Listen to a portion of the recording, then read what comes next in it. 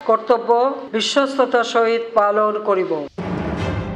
2024 সাল ছিল দেশের রাজনীতির মোড় ঘোরানোর বছর। বছরের শুরুটা ছিল আওয়ামী লীগের জন্য আরেকটি মাইল ফলক ছোঁয়ার শুরু। সকল বিরোধী শক্তিকে ঘোল খাইয়ে দীর্ঘ 15 বছরের শাসনকে আরও দীর্ঘায়িত করার লক্ষ্যে বছরের শুরুতে আমি নির্বাচনের আয়োজন করে আওয়ামী লীগ। সেই নির্বাচনে পুনরায় ক্ষমতায় বসে তারা। ভীষণ 2041-এর দিকে যাত্রা শুরু করে। কেউ যেন তাদের প্রতিপক্ষ নেই, সকলকে তারা দুর্বল ভাবতে শুরু করে। নিপীড়নের মাত্রা যেন আরো বাড়িয়ে নিজেদের একাত্মবাদ প্রচার করতে থাকে। কিন্তু বিধিবাম দীর্ঘ স্বৈর শাসনের নাগপাশ থেকে মুক্তি পেতে মানুষ উন্মুখ হয়ে পড়েছিল। জনগণের পুঞ্জীভূত ক্ষোভ অনুধাবন করতে পারেনি আওয়ামী লীগ। আর তাই বছরের মাঝামাঝি এসে একটি ভুল পদক্ষেপে ক্ষমতার মসনদ হারাতে হয়েছে তাদের। ছোটখাটো একটা কোটা আন্দোলন রূপ নেয় গণ অভ্যুত্থানে। এই অভ্যুত্থানে 5 আগস্ট পতন হয়েছে স্বৈরশাসক হাসিনার। শেখ হাসিনা সহ পুরো দলের নেতাকর্মীদের পালিয়ে যেতে হয়েছে।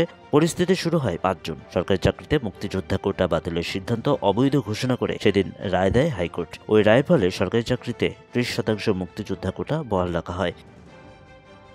এর প্রতিবাদে 6 জুন আন্দোলনের নামে সাধারণ শিক্ষার্থীরা। এই আন্দোলন আরও জোরালো হয় জুলাইয়ের 1 তারিখে। সেদিন বৈষম্য বিরোধী ছাত্র আন্দোলনের ব্যানারে বড় পরিসরে আন্দোলনের নামে শিক্ষার্থীরা। সে আন্দোলন ছড়িয়ে পড়ে সারা দেশে। ঢাকা, জাহাঙ্গীরনগর, জগন্নাথ, চট্টগ্রাম ও রাজশাহী বিশ্ববিদ্যালয়ে চাকরিতে কোটা বাতিলের দাবিতে 3 দিনের কর্মসূচি ঘোষণা করা হয়। 7 জুলাই থেকে সারা দেশে বাংলা ব্লকেট কর্মসূচি ডাক দেয় বৈষম্য বিরোধী আন্দোলন। এই সময় ব্যাপক বিক্ষোভে অচল হয়ে যায় রাজধানী। পরের দিনও বাংলা ব্লকেট কর্মসূচি পালনের ঘোষণা দেওয়া হয়। কোটা পুনর্বহাল করে হাইকোর্টের আদেশের উপর সুপ্রিম কোর্টের আপিল বিভাগের 4 সপ্তাহের স্থিতাবস্থা ও 7 আগস্ট পরবর্তী শুনানির তারিখ নির্ধারণ করা হয়। 14 জুলাই কোটা পুনর্বহালের নির্দেশ দিয়ে হাইকোর্টের পূর্ণাঙ্গ রায় প্রকাশ করা হয়। এর মধ্যে সংবাদ সম্মেলনের ঢালাওভাবে রাজাকার শব্দটি ব্যবহার করায় শিক্ষার্থীদের আন্দোলনে আরো ঢেলে দেয়। তারা আরো ফুঁসে ওঠে। এ সময় শিক্ষার্থীরা স্লোগান তোলে, আমি কে তুমি কে, রাজাকার রাজাকার, কে বলেছে স্বৈরাচার স্বৈরাচার। এ সময় তৎকালীন সেতুমন্ত্রী ও আওয়ামী লীগের সাধারণ সম্পাদক ওবায়দুল কাদের হুঁশিয়ারি দেন যে এই আন্দোলন দমাতে ছাত্রলীগে যথেষ্ট। আর এই বক্তব্যের পরপরই ঢাকা বিশ্ববিদ্যালয়ের ক্যাম্পাসে আন্দোলনকারীদের ওপর হামলা চালায় ছাত্রলীগ। ছাত্রলীগের বেপরোয়া হামলায় শিক্ষার্থীরা আরো ফুঁসে ওঠে। তারা প্রতিষ্ঠানগুলো থেকে ছাত্রলীগকে নিষিদ্ধ করতে থাকে। যত দিন যেতে থাকে ততই ছাত্র আন্দোলন আওয়ামী লীগ সরকারের নিয়ন্ত্রণের বাইরে চলে যেতে থাকে। 16 জুলাই ঢাকা সহ বিভিন্ন স্থানে সড়ক অবরোধ করে শিক্ষার্থীদের বিক্ষোভের মধ্যে পুলিশ গুলি চালায় এবং ছাত্রলীগ হামলা করে। রংপুরে প্রাণ হারায় রংপুর বিশ্ববিদ্যালয়ের শিক্ষার্থী আবু সাইদ। 18 জুলাই সারা দেশে আন্দোলনকারীরা শাটডাউনের ঘোষণা দেয়। তাদের এই কর্মসূচিতে প্রায় অচল হয়ে পড়ে সারা দেশ। বিভিন্ন স্থানে 41 জন নিহত হয়। শিক্ষার্থীদের আন্দোলন রূপ নেয় গণ অভ্যুত্থানে।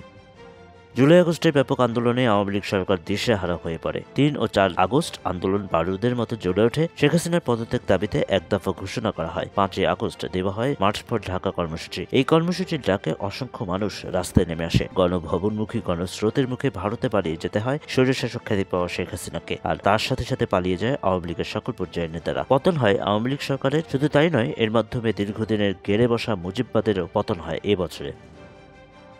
এখন আওয়ামী লীগকে নিষিদ্ধের দাবি উঠেছে। আদালত আওয়ামী লীগ নিষিদ্ধের রিট খারিজ করে দিলেও সংগঠনটির নেতাকর্মীরা পলাতক রয়েছে। শেখ হাসিনা সহ দলের নেতাকর্মীদের বিরুদ্ধে কয়েকশো খুনের মামলা চলমান। এমন অবস্থায় আওয়ামী লীগের ভবিষ্যৎ বছর শেষে এখন পুরোপুরি অন্ধকারে নিমজ্জিত। বর্তমান সরকার আন্তর্জাতিক অপরাধ ট্রাইব্যুনালকে পুনর্গঠন করছে। ছাত্র জনতার অভ্যুত্থানের সময়ের হত্যাকাণ্ডের অপরাধের বিচারের ভার দেওয়া হয়েছে এই ট্রাইব্যুনালে। ইতিমধ্যে ট্রাইব্যুনাল থেকে শেখ হাসিনা সহ আওয়ামী লীগের সিনিয়র নেতাদের বিরুদ্ধে গ্রেপ্তারি পরোয়ানা জারি করা হয়েছে। গ্রেপ্তার করা হয়েছে প্রধানমন্ত্রীর বেসরকারি উপদেষ্টা সালমান এফ রহমান, সাবেক আইনমন্ত্রী আনিসুল হক, সাবেক পররাষ্ট্রমন্ত্রী দীপু মনি সহ অনেক বড় বড় রাঘব বোয়ালকে। অধিকাংশই পালিয়ে গেছে ভারত ও অন্যান্য দেশে। মামলা মাথায় নিয়ে অনেক নেতাকর্মী ঘাপটি মেরে আছেন। শেখ হাসিনার বিরুদ্ধে ইন্টারপোলে রেড নোটিশ জারি করার জন্য পুলিশ সদর দপ্তরে চিঠি পাঠানো হয়েছে ট্রাইব্যুনাল থেকে। এছাড়া নোট ভার্বালের মাধ্যমে তাকে দেশে ফিরিয়ে এনে আইনের কাঠগড়ায় দাঁড় করাতে ভারতের সাথে আলোচনা চালিয়ে যাচ্ছে অন্তর্বর্তীকালীন সরকার।